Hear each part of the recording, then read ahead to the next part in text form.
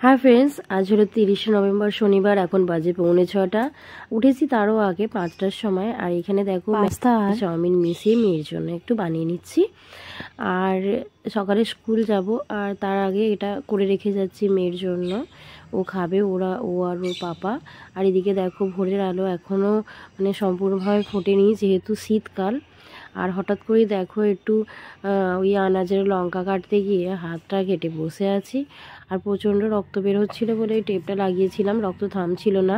আর এই যে শসা আর কাঁচা লঙ্কা কাটতে গিয়ে ওটা হয়েছে। তো এখানে দেখো আমার চাউমিনটা ম্যাগির পাস্তার সঙ্গে যেটা বানিয়েছি সেটা একেবারে রেডি হয়ে গেছে।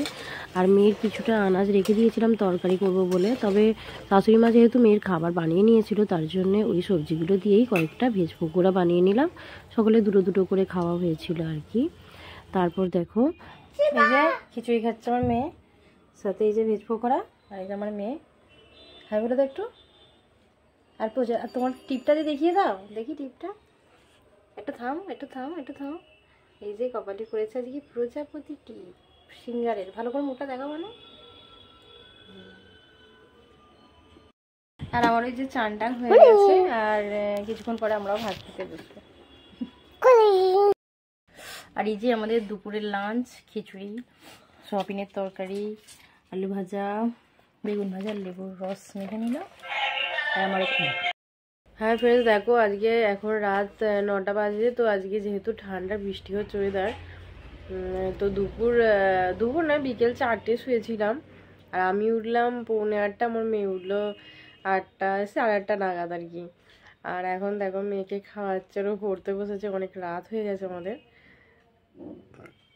তো দেখো মেয়ে এখন খাচ্ছে পরোটা আর আলুর দম। আর এই যে পরীক্ষা এখনো শেষ হয়নি, এখন ইংরাজি পরীক্ষাটা বাকি আছে, তাই মেয়ে একটু পড়াশোনা করে নিচ্ছে। আর পড়াশোনা করে নিলে আর কিছুক্ষণ পর ওর বাবাও চলে আসবে বাড়িতে, আমরা রাত্রে ডিনারটা সেরে নেব।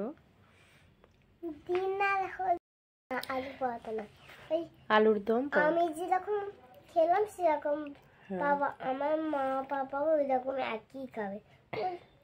আলুর দম আর পরোটা একই খাবে, ঠিক আছে? Bye bye. আর হ্যাঁ, আমার মেয়ের আরেকটা জিনিস রয়েছে, এই যে একটু মিল্কের কাছে মিষ্টি। আমি মিল্কের খাই না।